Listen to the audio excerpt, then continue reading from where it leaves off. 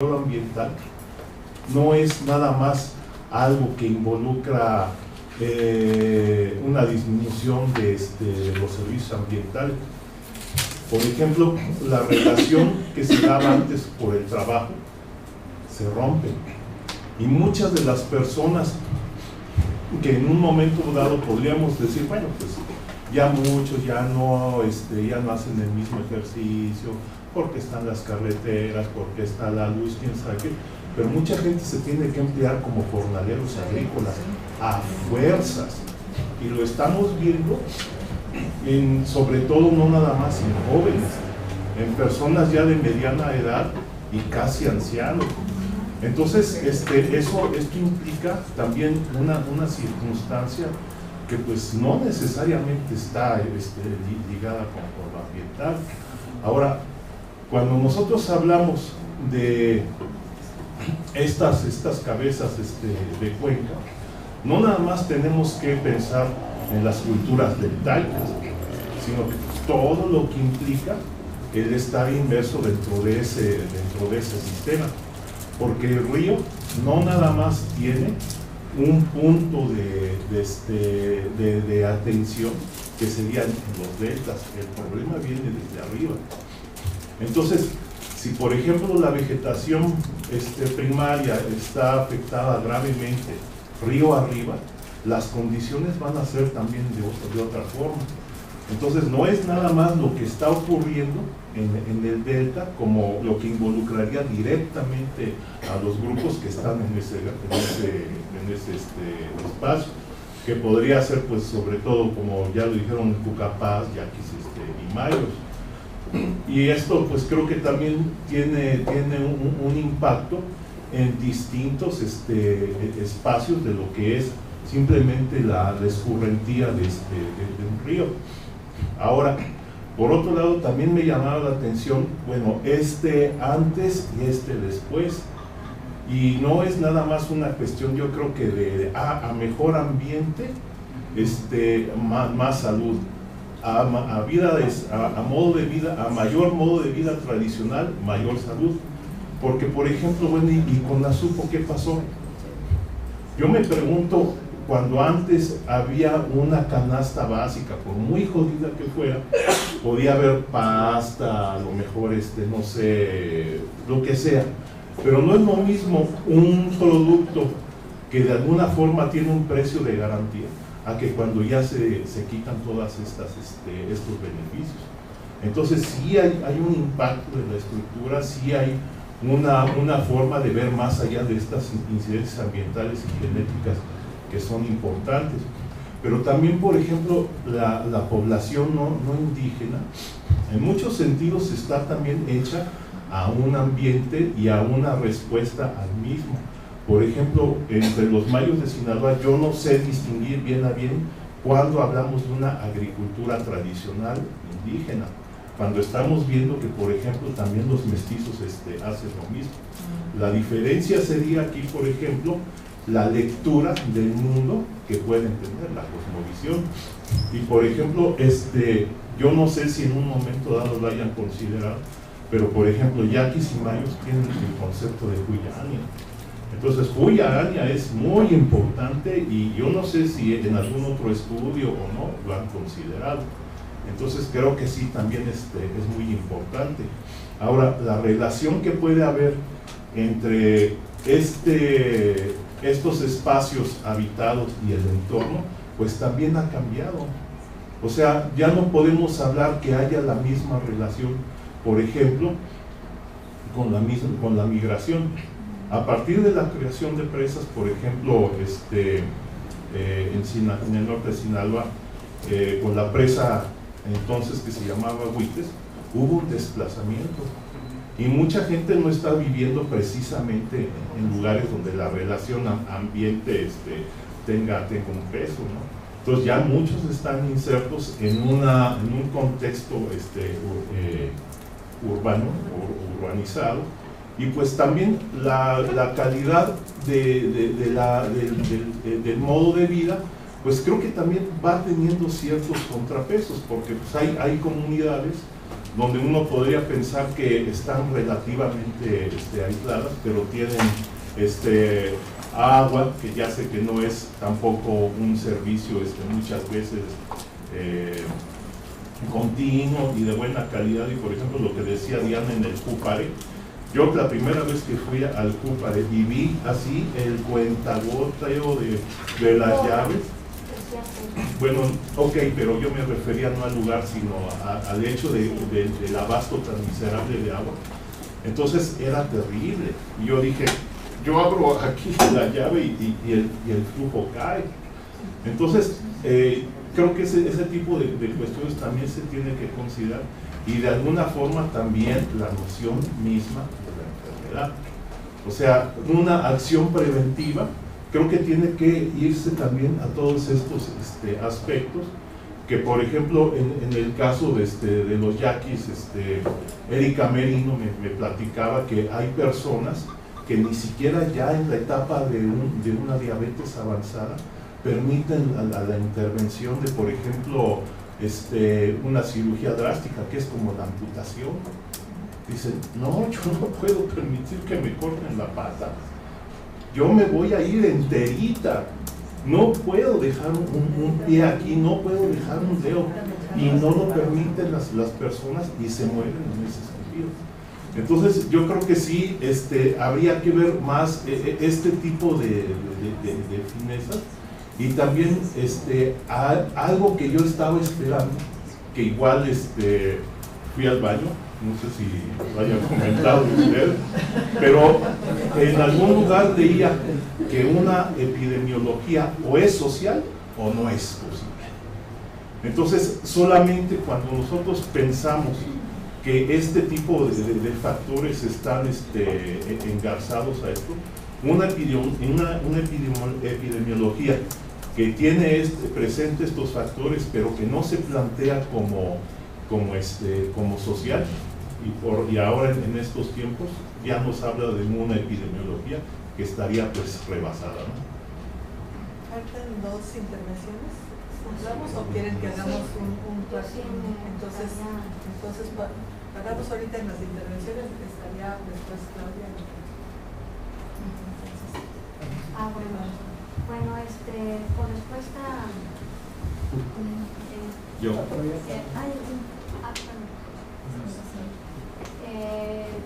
Todo lo que dices yo no siento que se contradiga con lo sí. ¿Hice ya algo para...?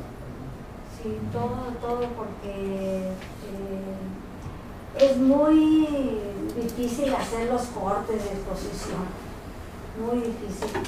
Por ejemplo, por eso metimos esa parte de antecedentes de qué es lo que era la consideración de un complejo biocultural, ¿no? Entonces, ahí está fundamentalmente cuál es la relación sociedad-naturaleza, cuáles son los sistemas de distribución comunitaria, y que no hay eso de las relaciones lineales de que a mejor ambiente, mayor salud, ¿no? Yo comenté un poco cuál era la dinámica de pobreza, de los CONCAT, que a la hora de la hora todo este asunto de la conmoción del Puyaña, de los yaquis y de los mayos, pues acá los CONCAT también tienen sus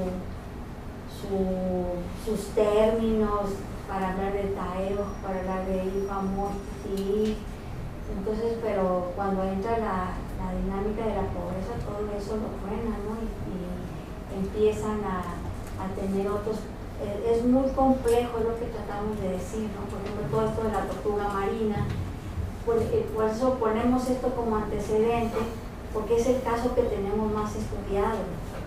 Y el caso Mayo y el caso Yaqui, que tú eres especialista en el caso Mayo, como dijimos, ¿no? O sea, está la fragmentación del territorio ahorita, que ahorita no lo hemos podido estudiar cabalmente y presentar, porque uno de los objetivos que teníamos era como tener una panorámica general de la problemática socioambiental, ¿no? Porque sí creemos de que en el discurso indígena la perspectiva biocultural es prioridad en su agenda. Pero perdón, porque también algo que me llamaba la atención los indígenas también contaminan. Y contaminan, y por ejemplo en el caso de las zonas agrícolas, he oído cada caso que dice, órale, entonces hombre blanco no es el único destructor, ¿no? Entonces creo que también ese tipo de dinámicas nos tiene que acercar a un contexto, a problematizar aún más el contexto social. Porque, por ejemplo, ciertamente el que un animal sea... Pero el modelo tecnológico, sí, no es de ellos. Sí, pero de todas formas... Disculpa, ellos se ven en esta dinámica precisamente compleja a llegar a eso. Por ejemplo, si tú analizas los discursos que traen los yaquis en la defensa del agua, hay toda una heterogeneidad. Hay los grupos, los que se relacionaron con el gobernador, ellos lo que quieren es el modelo tecnológico. Y los grupos que están haciendo el bloqueo en Ica, ellos van por un modelo biocultural. Entonces, todo eso, pues, no nos da tiempo a nosotros de explicar toda esta heterogeneidad que hay dentro de las mismas comunidades, ¿no? Pero ciertamente que hay este concepto de la puya aña que es retomado en ciertos momentos para la reconstrucción y dar respuesta a ciertos eventos de emergencia, ¿no? o de reivindicación como pueblo indígena, pero no todos lo tienen, eso definitivamente. No es parte de su demanda central. Los gobernadores, los 8 gobernadores tradicionales de los pueblos ya se presentaron 20 puntos al gobierno del estado de Sonora. En ningún momento están haciendo referencia a la restauración o ni siquiera a la restauración de su vegetación nativa. Pero hay otros grupos, por ejemplo, los que están con la Universidad Indígena, los que están relacionados con los grupos zapatistas, que están retomando este discurso de la madre tierra y de la importancia, y que ese es un poco la perspectiva biocultural, ¿no? Se están sintiendo identificados con eso. Pero en un grupo tan grande como los yaquis encuentran mucha heterogeneidad, más que si han sido intervenidos por un modelo tecnológico como un disco de riego, que fue el ejemplo nacional y que se llamó el granero de México. Entonces, y digamos que eso ha traído como consecuencia que ni siquiera el 50% de los yaquis estén viviendo allí. Eso sí lo mencionamos. Sin embargo, la comunidad CEBI, digamos que es el complejo biocultural más articulado, con muchas amenazas por la dinámica de la pobreza principalmente, pero no tienen eliminación. Yo creo que sin duda... Tiene sus ecosistemas bastante bien.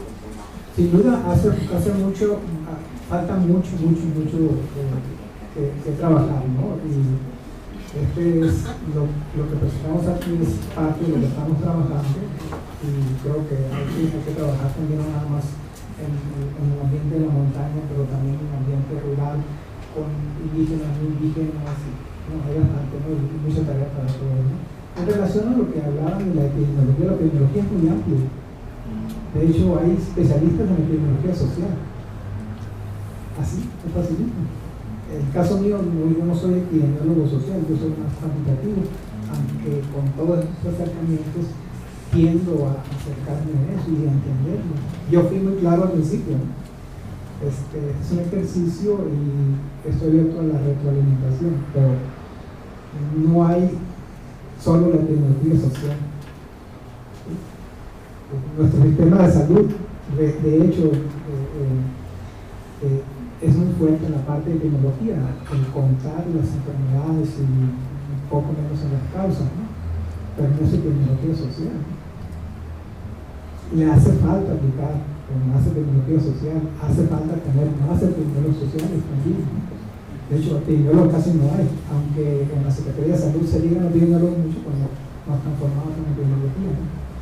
Que ha sido también otro granito de arena que hemos estado haciendo nosotros de parte del grupo de epidemiólogos formados en epidemiología en relación al sistema de salud, hablando de diplomados, etcétera, ¿no? Para tratarlo de acercarnos más a lo que es la epidemiología, ¿no? Entonces, no es la epidemiología social ni la más importante ni la única, pues es parte del todo, ¿no? Debe de haber un todo, ¿no? ¿Sí? Y los acercamientos pueden ser distintos para, como te decían, para resolver una enfermedad, ¿no? Sí, muchas gracias por la exposición. Tenía como inquietud y una pregunta sobre una de las gráficas. O sea, conociendo esas zonas de la sierra un poco más, o sea, esa categoría de blanco como que también es una categoría local, social, ¿no? En Maicova. Y hay, o sea, si bien existe un mestizaje, también hay trazos morales cortados entre esas comunidades muy fuertes. Entonces, o sea, si les inquieta esa categoría de raza, pues también es una categoría social que utilizan ahí mismo. Y bueno, lo que dice Javier como también sugerencia sobre el cambio de tipo de alimento por generación y eso. La otra cosa que me inquieta un poco en el caso de Maicova es de clase social, porque pues no sé, o sea, sí se ve que hay un aumento en las mujeres blancas de diabetes, y luego me pregunto, bueno, pero las mujeres pobres, que a veces son empleadas lavando ropa, ¿no? O sea, como que también en esta parte de la sierra, las mujeres blancas, mestizas, blancas, pobres, mantienen una actividad física más que las mujeres de clases altas que emplean a otras mujeres a hacer sus tareas, ¿no? Y una pregunta nada más sobre una gráfica. Lo que yo entendí es que los hombres pimas, aunque subió muchísimo la diabetes, lo que yo entendí de la gráfica, perdón, es que no cambió mucho su obesidad, pero sí subió las incidencias de diabetes. Entonces, la diabetes era 6. En el caso de los hombres pimas, la diabetes en el 95 era 6.5 o 6.8, 6.5 creo, y baja a 6.3. Sí. Pero no podemos decir que baja, pues en estadísticas no, podemos decir que se estabilizó. O sea, como que es la única grupo que se mantiene más o menos estable, mientras todos los 15 otros, años, un periodo muy grande. mientras todos los otros grupos se desarrollan. Aumentaron, pero más fuerte los hombres blancos, que no teníamos ningún caso, al menos a la muestra estudiada, ¿no? En el 95.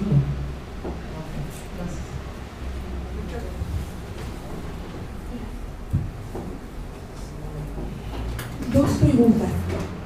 Quería preguntar si están estudiando también los sistemas de manejo tradicional, si nos pudieran decir algo de esto, y por lo que concierne a los cambios de estilo de vida, no sé, para poder comprender más de las consecuencias de estos campos. Se me ocurre preguntar si han evaluado también cambios de las tasas de mortalidad o cambios de la esperanza de vida o alguna otra consecuencia que dependa del estilo de vida.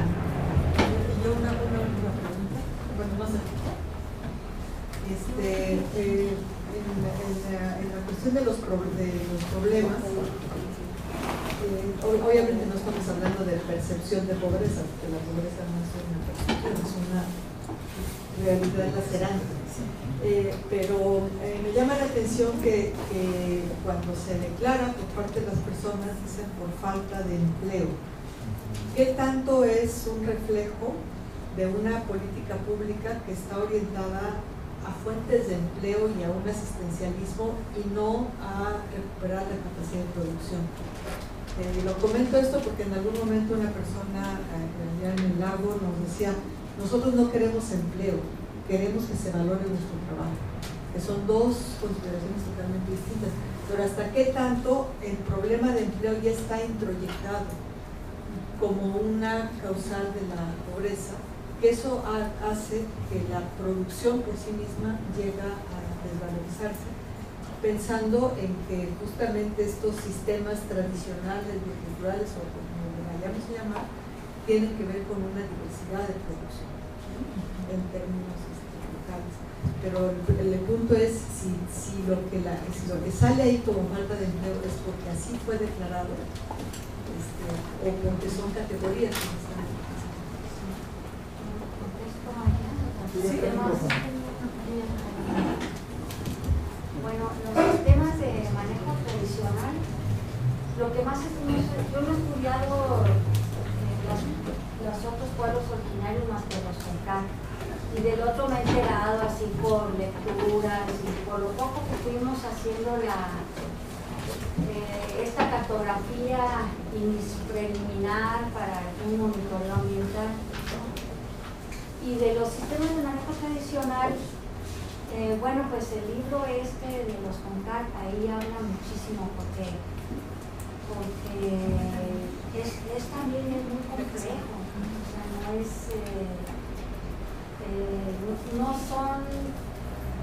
no es así como nosotros que tenemos como que la política ambiental, que es la que regula el manejo ambiental de los recursos naturales, ¿no? Allí hay toda una dinámica de regulación que viene en lo que de Escola precisamente habla sobre el esquemata de praxis, ¿no? En esa complejidad. Entonces, y todavía en esa complejidad de los esquematas de praxis pudimos identificar los modos de relación sociedad-naturaleza que implican sistemas de regulación al territorio y a la naturaleza, ¿no? Pero que además, o sea, sí hay ciertas frases, por ejemplo, en las gentes que los describieron en el siglo XIX, ¿no? En donde sí decían, o en el siglo XX, al principio, en donde decían, esta gente, los Concat, sí tienen más cuidado, por ejemplo, ahí cuando andaban sacando el guano de las islas del Golfo de California, a veces contrataban a los Concat, por ejemplo, para ir a la isla Marcos, que está ahí al norte del canal del Interior, ¿no? Y llevaban también pescadores de otras zonas a sacar el guano, que era el fertilizante de la época. Y decían que los Concat no pisoteaban los huevos de las aves y que a los otros les valía, ¿no? Y hay muchas así anécdotas que te van dando cuenta de que sí había cierto cuidado con la forma en que se iban relacionando. Por ejemplo, que si cortaban corteza para hacer un té, no van y dan el hachazo y luego ya llevan toda la rama y luego de ahí la tiran, ¿no? Sino nada más el pedazo, ¿no? Y lo mismo, material para hacer las canastas. sí, material para hacer las canastas, esta joyería, por ejemplo, ¿no? Que bien podían llegar con sus cubetotas y con una pala y vámonos y luego tiramos lo que nos sobra, ¿no? Están seleccionando. Entonces, hay muchos sistemas y luego, por ejemplo, eso de que si le piden permiso, a la naturaleza, pero le piden permiso por reciprocidad o porque tienen miedo, y ellos, por ejemplo, como dice de Escola, ¿no? Es otro tipo de sistema porque ellos están teniendo miedo a quedarse pobres, a estar enfermos o a morirse, ¿no? Por ejemplo, la tortuga marina era una regulación muy fuerte, no matar a las 7 kilos porque luego se podían enfermar o morir, y ahí en el, ¿no? Pues fulano se enfermó, no sé qué. A mí me contaron de una de que se cortaron un saguaro y entonces mucha salvia y la quemaron ahí mismo, ¿no? Y luego en la noche era para espantar a los monstruos, y luego en la noche soñó que la salvia le decía, mira cómo me dejaste, sin brazos y chorreando de sangre, y luego ella lo relaciona a ese evento con que su hermano se enferma de los brazos y se muere, ¿no? Entonces ese tipo de conexiones que nosotros no hacemos, nunca vamos a relacionar con que abrir hoy en la mañana me bañé a toda madre con el chorrote de agua y luego me robaron la cartera y me quedé sin un peso, nunca voy a relacionar esos eventos, ¿verdad? Entonces, ese tipo de relaciones son las que están un poco más estudiadas en ese libro, que conforman este manejo tradicional de la naturaleza y del territorio, ¿no? Tienen un sistema de tenencia de la tierra, el initiative, que no aplica para todo el territorio, sino para ciertas zonas, cómo manejaban los aguajes, todo eso. Pero que ciertamente, frente a esta dinámica de la entrada pues no, ya no sé ni cómo llamarle, si es mundo occidental, si es modernidad, si es globalización, si es neoliberalismo, se está debilitando, pero rapidísimo. Ahora, que si aquello era mejor o estaban más sanos, yo creo que estaban más sanos, porque ellos dicen, es que así no había enfermedad, pero la mortalidad infantil era altísima. La esperanza de vida también. No, la esperanza de vida sí era muy alta, sí, porque había mucho anciano, hay mucha anécdota de eso, ¿no? Hay una descripción de un cazador Sheldon que por cosas de la vida estuvo por ahí de 1915 allí en la comunidad como un mes y describe una comunidad ejemplar, o sea, con unos dientes preciosos, con una fortaleza, todos cantando y comiendo tortuga y cazando el venado, o sea, una comunidad de veras utópica, pero muy pequeñita y muy asediada. O sea, había una política de exterminio en esa época y quedaron menos de 200 y se fueron a esconder a la isla de Tiburón. Entonces todos estos sistemas de manejo, toda la memoria biocultural y todo eso, lo que hay ahorita es un milagro verdaderamente, y que está en una amenaza bárbara. Si tú vas a la comunidad y dices,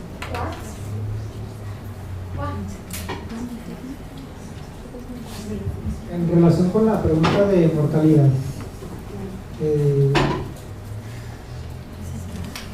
teóricamente los sistemas de salud tienen un sistema, ¿no?, para tomar esa información. Yo les mostré datos de mortalidad a partir de los sistemas de salud, pero particularmente en el estudio de los primas, el hecho de haber hecho el censo en el 95 y de nuevo actualizarlo en el 2010 nos va a permitir, de hecho no estaba, esa partecita no estaba protocolizada, salió en el transcurso del tiempo. Entonces yo lo propuse, yo dije, porque si ya tenemos información del censo del 95, tenemos en el 2010, podemos saber bastantes cosas, como la migración, por ejemplo, en qué etapas de la vida ya falleció la gente, como inicialmente lo había planteado. Nosotros tenemos en el 95 un grupo de gentes que la habíamos medido, estaba con vida, y en 15 años cuáles de esas personas murieron y por qué murieron, por niveles altos de glucosa, etcétera, etcétera. Tenemos toda la información, estamos en este estudio en la fase de procesamiento de los datos, pero sí vamos a obtener esa información, ¿no? Lo que decía Aida con respecto al empleo, sí es digno de un estudio profundo de cómo el discurso del desarrollo lo empiezan a orientarse para representarse a sí mismo, ¿no? Y entonces el resultado es un listado de carencias, ¿no? Y entonces por eso es así como este discurso biocultural, es decir, tienen algo que no está en el listado del discurso del desarrollo, que es la comunidad, y que es el cuidadano, porque acá está tan perdido, tan borrado todo eso, que no es parte de las cosas del capital social, porque todo es una descripción individual, ¿no? Y tiene cosas interesantísimas, ¿no? Por ejemplo, de repente una señora Yo no sé cuándo me hice pobre. O sea, no sé qué pasó, pero me hice pobre. Pero que antes no, yo nunca he tenido casa, dice, pero no sé cuándo me hice pobre. Otro filósofo intelectual de ahí de los Concar que dice, nosotros nos hicimos pobres cuando entró el dinero. Es una epígrafe que nosotros utilizamos cuando hacemos el análisis, por ejemplo, de una empresa social como el ecoturismo. Nos hicimos pobres cuando entró el dinero, o sea, antes no éramos pobres, ni aunque anduviéramos de escasos, ni aunque se nos... porque había los dispositivos culturales que metabolizaban la mortandad infantil. Por ejemplo, tienen sus mitos de por qué se volvieron pobres, ¿no? Porque dice, no, es que este profeta, el Marco Mazol, nos estuvo avisando que iba a venir otro profeta, que nos iba a decir dónde estaba el dinero. Pero cuando vino el otro profeta, los Concar no le hicieron caso, ni los pelaron. Y íbamos a ser güeros y con dinero.